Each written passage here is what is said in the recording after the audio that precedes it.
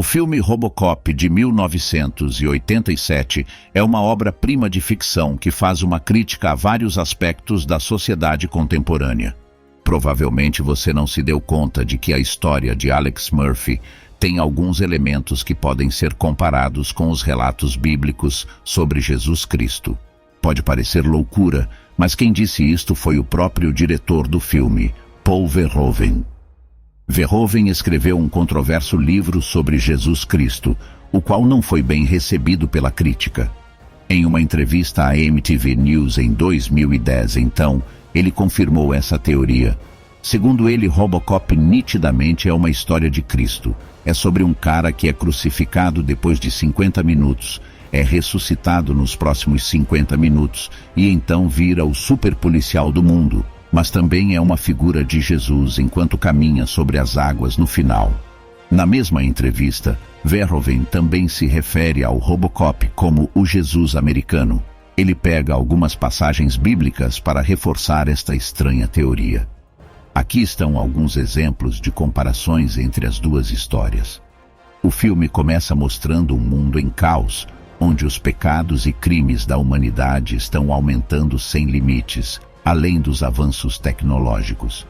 Um verdadeiro inferno na Terra, como pode ser visto no nome danificado do posto de gasolina e no caos provocado pela greve dos policiais.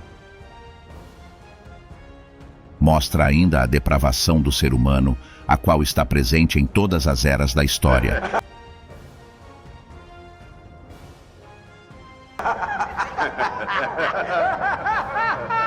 Além do desrespeito à religião, especialmente ao cristianismo.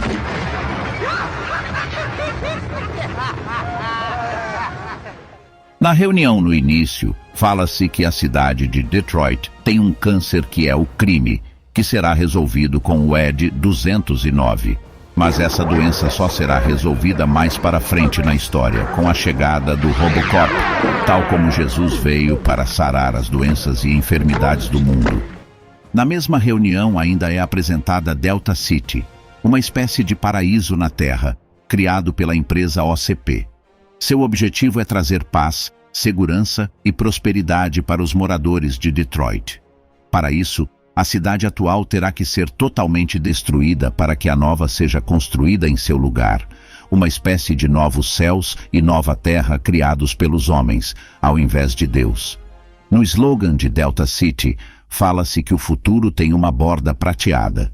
Isto faz alusão à cultura popular em inglês, significando algo positivo em meio a uma situação difícil, baseado na ideia de que todas as nuvens, até mesmo as mais escuras, têm uma borda prateada quando iluminadas pelo sol.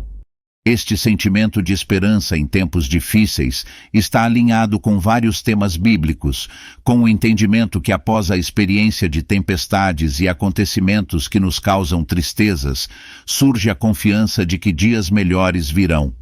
Inclusive, o livro do Apocalipse fala que aqueles que sofreram por amor a Cristo serão acolhidos no paraíso. Note que a maquete volumétrica de Delta City é toda branca, e isto não é por acaso. Outro detalhe é que o filme já mostra logo no início que a construção de tal paraíso será manchada de sangue, já que o executivo morto pelo ED 209 cai sobre sua maquete.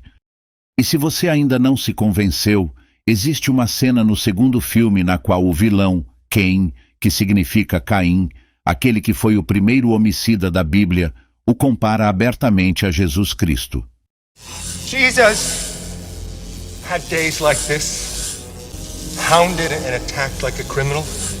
But like him, I don't blame you. I forgive you. Ele arranca sua mão direita e o desmembra em várias partes. Isto faz alusão à passagem de Isaías 53, onde o Messias seria moído pelas nossas iniquidades.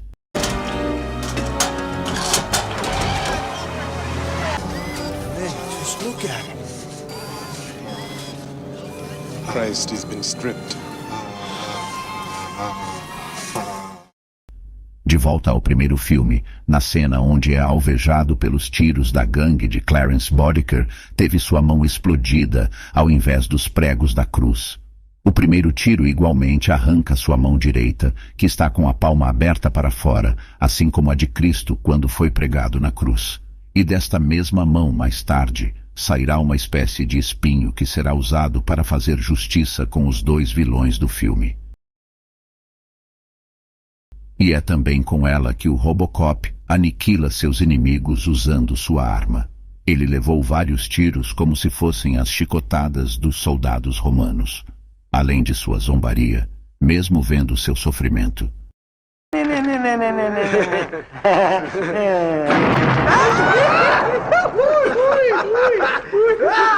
Vamos, ajudem ele! Tá doendo, neném.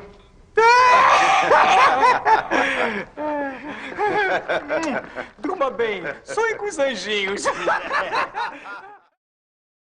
Mais tarde na história, na cena em que é alvejado pela SWAT, uma força policial comandada diretamente pelo vice-presidente da OCP, tal como os soldados do templo, comandados pelos sacerdotes, também faz referência ao seu sofrimento. O tiro na cabeça equivale ao soldado enfiando a lança no lado de Jesus, para confirmar sua morte. Para comprovar ainda mais essa teoria, perto do final do filme, Clarence ainda enfia uma lança no Robocop caído, tentando tirar sua vida pela segunda vez. A diferença aqui é que o Jesus da Bíblia sofre calado, enquanto o Jesus americano revida e mata todos os seus algozes.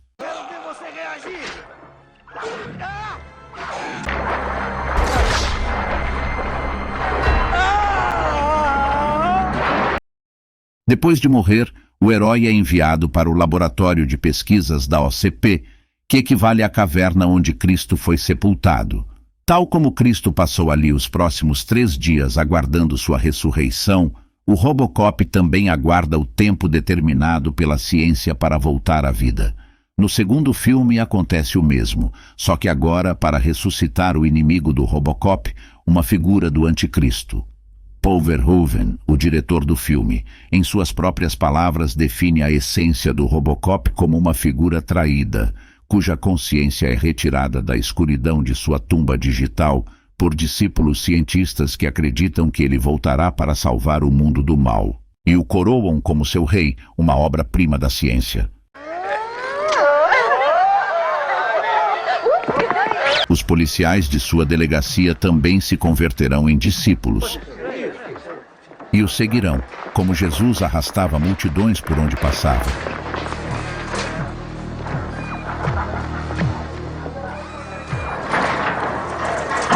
Isso pode ser visto quando todos se reúnem ao redor dele na prova de tiro ao alvo, como Jesus reunia as multidões para ensinar. Olha, é o Super Tira! Olha só esse cara.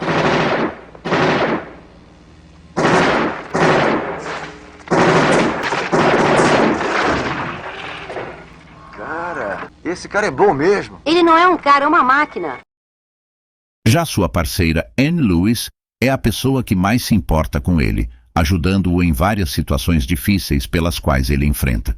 Ela pode ser uma figura de Maria Madalena, uma discípula fiel de Cristo, que inclusive foi uma das mulheres que primeiro chegaram à caverna onde Jesus estava enterrado para cuidar do corpo de seu mestre.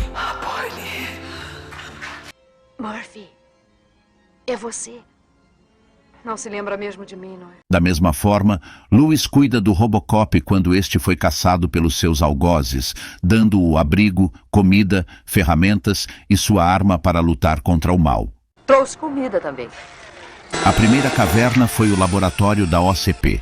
Esta fábrica abandonada é uma segunda caverna que retrata uma nova ressurreição de Robocop, agora como Murphy. Ela também o ajuda a trazer de volta sua humanidade, retirando seu capacete, que se compara à coroa de espinhos. E ainda o ajuda a fugir da SWAT, tal como o homem que ajudou Jesus a carregar sua cruz quando já não aguentava mais em sua via crucis.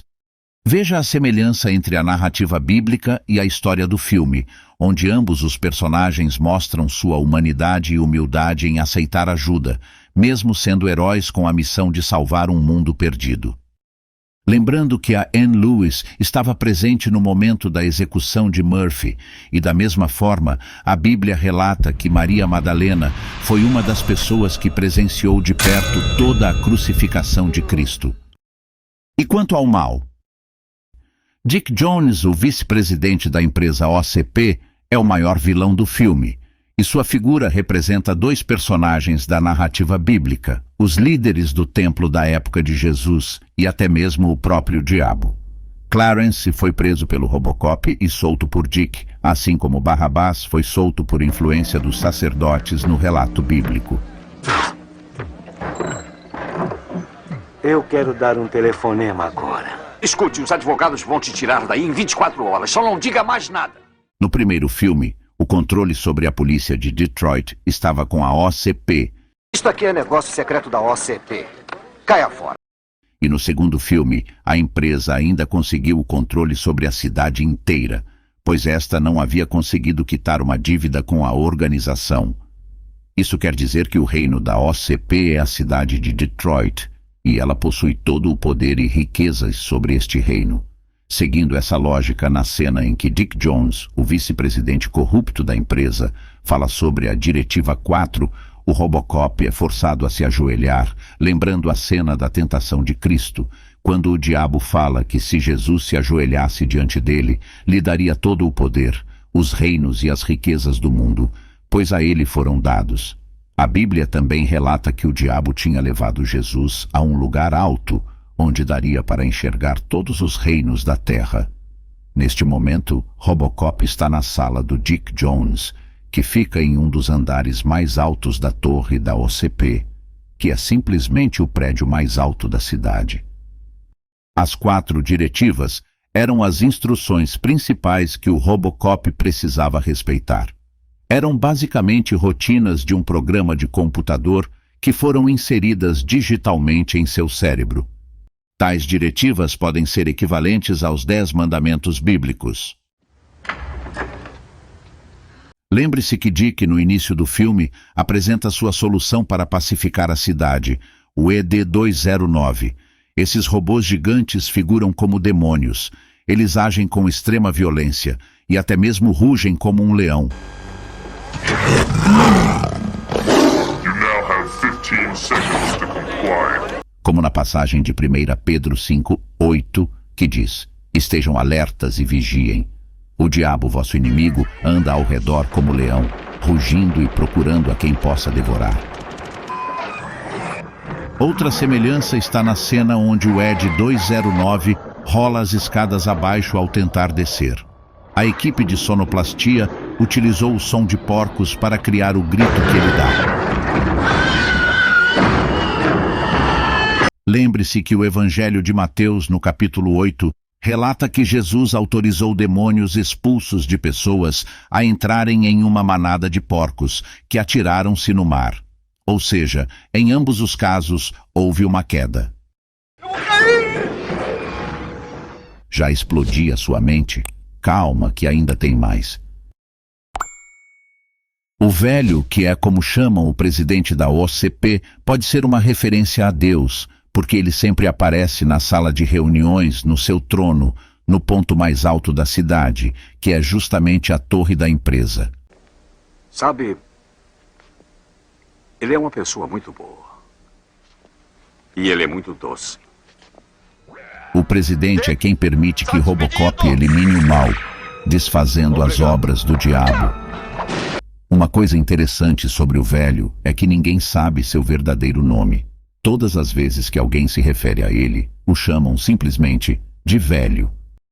Isto faz referência a quando Moisés pergunta a Deus qual o seu nome, e o Senhor simplesmente o responde: eu sou. Ele inclusive pergunta para o Robocop qual é o seu nome, e ainda o chama de filho. Boa pontaria, filho. Como se chama? E este o responde com seu nome humano. Murphy. Como já citamos anteriormente, o velho representa o Todo-Poderoso neste filme. Mas não se engane, a figura dele também é uma caricatura do domínio dos grandes conglomerados econômicos que dominam tudo, inclusive o Estado. Terá problema com os mortos. Eles têm parentes, eles sempre têm. A propósito, o enredo ainda acertou uma previsão feita no segundo filme, de que a cidade de Detroit entraria em falência. Não fazemos caridade.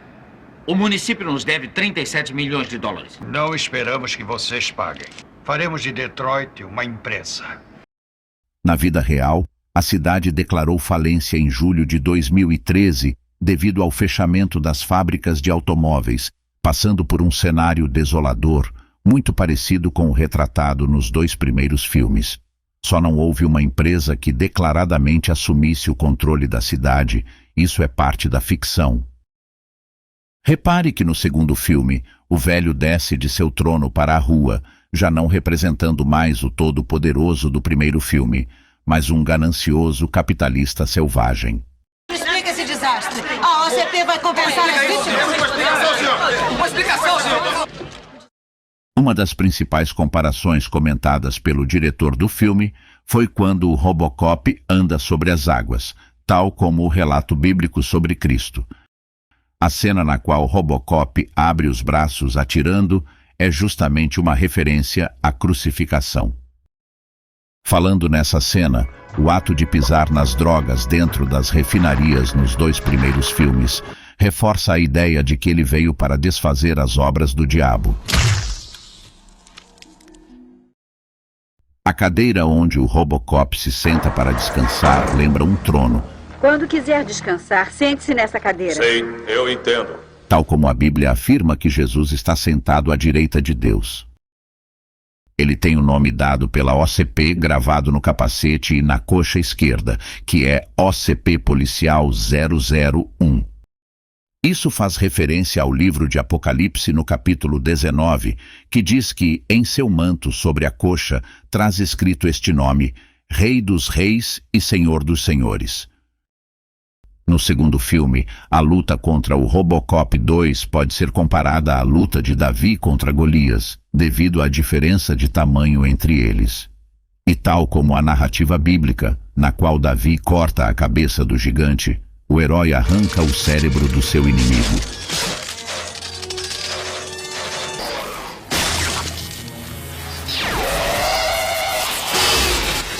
A Bíblia cita que as crianças gostavam de aprender os ensinamentos de Jesus.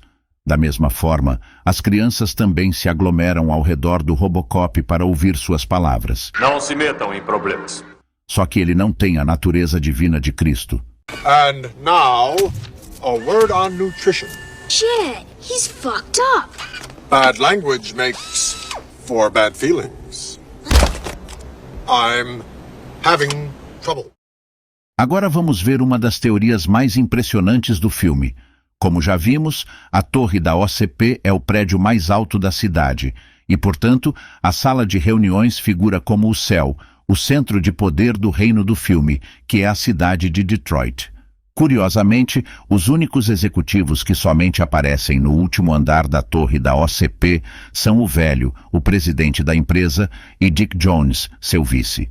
Vários outros aparecem subindo ou descendo no elevador, indicando que são subordinados, mas estes 2 sempre estão no lugar mais alto da cidade. Já entendemos que o velho representa o Todo-Poderoso no reino do primeiro filme. Já Dick Jones é uma figura de Lúcifer em sua glória celestial, antes de sua queda. Na tradição cristã, ele era o querubim mais importante abaixo de Deus, mas devido à sua rebelião contra o Altíssimo, foi expulso do céu, sendo lançado na terra, exatamente como acontece no final do filme.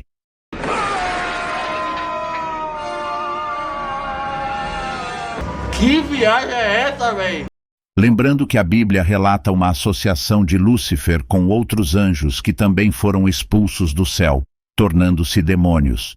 Esta associação de Dick Jones com o chefão do crime na cidade é bem evidente, dando inclusive acesso ao criminoso à sua sala no último andar da torre. Um homem poderia controlar isto tudo? Clarence. Bom, eu acho que no final das contas vamos terminar amigos. Inclusive na cena onde o Emil é derretido por ácido, ele fica muito parecido com um demônio. Sai até fumaça dele como se fosse enxofre vindo das profundezas da terra. Quentinho, chega a manteiga derrete. Curiosamente, na passagem do pecado original em Gênesis, Deus fala para Eva que a sua descendência, ou seja, Jesus, feriria o diabo através da cruz, e não de uma arma, como o Jesus americano do filme.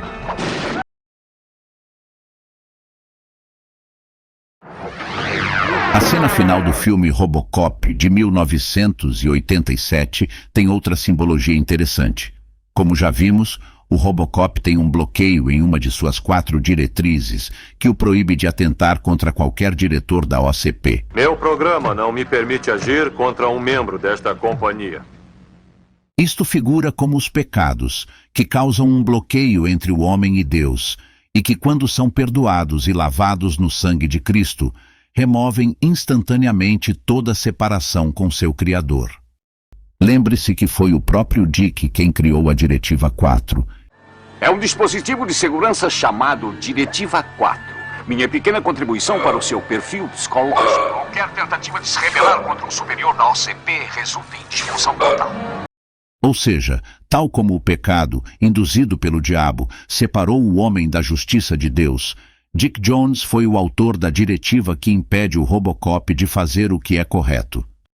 Quando o presidente demite o corrupto Dick Jones, este bloqueio é imediatamente removido e a justiça pode ser feita, eliminando o mal. Dick, está despedido!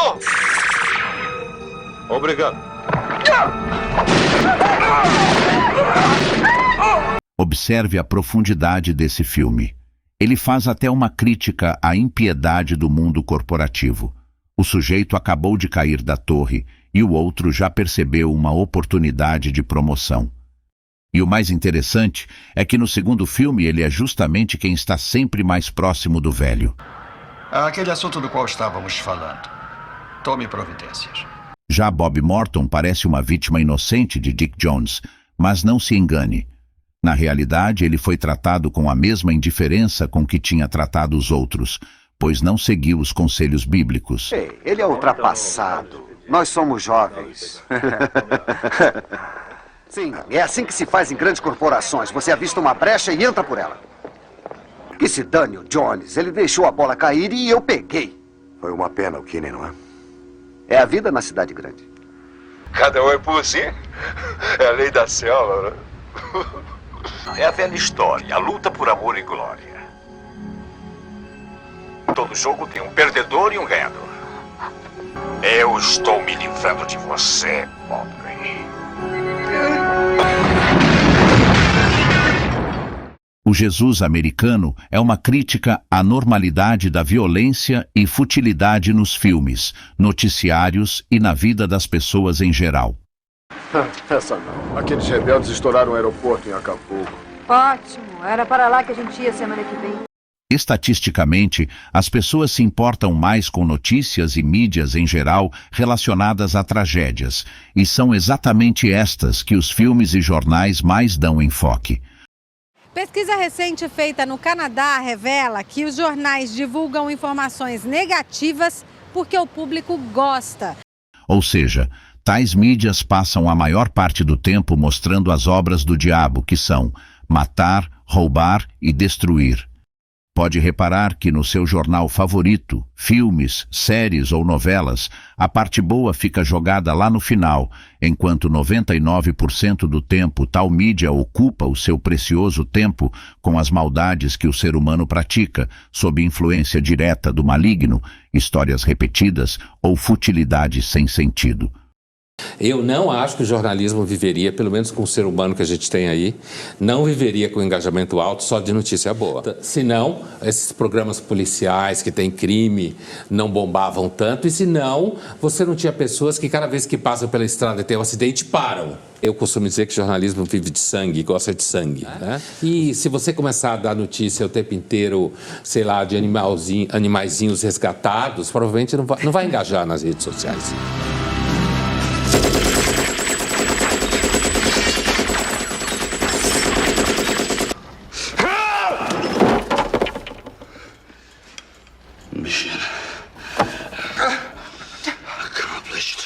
Mesmo que não as pratique diretamente, você está sendo doutrinado subconscientemente a sua vida inteira a procurar, gostar e sentir prazer nas obras da injustiça, as quais são influenciadas pelo diabo.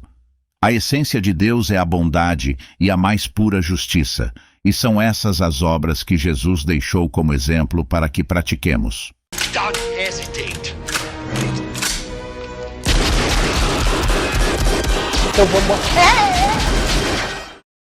O programa humorístico que todos acham graça no filme também é uma crítica a toda essa futilidade. Eu pago $1 por isso. Você consegue entender o que tem de tão engraçado nele? E será que na TV atual a situação é diferente? Isso daqui dá uma cadeia, vai preso, chega lá, os presos não vão aceitar vocês porque vocês não roubaram. Muitos mentem colocando a culpa em Deus por todas as mazelas da humanidade, dizendo: se Deus fosse bom, não permitiria que crianças passassem fome ou que houvesse guerras. Só que a culpa pelas consequências do pecado não é do Altíssimo, e sim do próprio ser humano, por dar ouvidos à voz do maligno ao invés de praticar as obras da justiça. Ao alcançar o poder, não importa sua ideologia, o homem imediatamente age em seu próprio favor, passando por cima de quem quer que seja para alcançar seus próprios interesses, como fama, dinheiro, riqueza, prazeres e, consequentemente, mais poder. Essa é a tentação que vem junto com o poder sobre todos os reinos que vimos anteriormente. Esse é o jogo dos tronos. Eles chegam ao poder cheios de boas intenções, mas no final...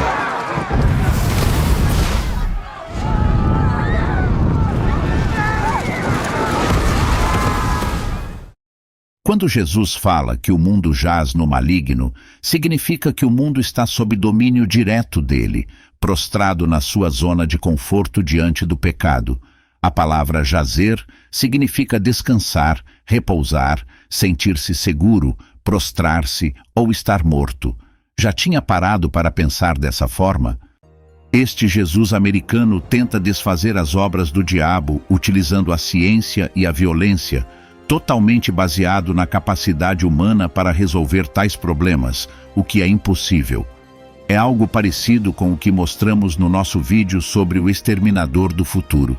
Se você ainda não viu, fica a recomendação. Ainda que o filme Robocop não contenha mensagens negativas relacionadas diretamente ao ocultismo, precisamos estar atentos, principalmente no sentido de orientar nossos filhos sobre comparações deturpadas da história de Cristo, que aparecem de uma forma tão sutil que a maioria das pessoas não consegue perceber. E mesmo que pareçam inocentes, algumas dessas comparações podem distorcer a compreensão da obra de salvação de Cristo, querendo compará-lo a um nível de violência e vingança que são totalmente contrários às obras e ensinamentos que Jesus nos deixou. Aposto que você nunca imaginou que havia tantas referências à história de Jesus no filme Robocop. Quando você assisti-lo da próxima vez, não o verá mais da mesma forma. O que você achou de todas essas teorias? Algumas são válidas e outras não? Comente. O nosso interesse é te despertar para o quanto que os filmes estão carregados de mensagens ocultas, ainda que estejam bem diante dos nossos olhos. E se você gosta deste tipo de conteúdo, não se esqueça de deixar o seu like, ele é muito importante para nós. Obrigado por assistir até aqui e comente aí se você gostou. Eu pago $1 por isso.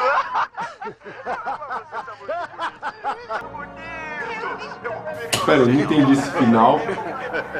Quer dizer, não entendi foi nada. Que coisa horrorosa!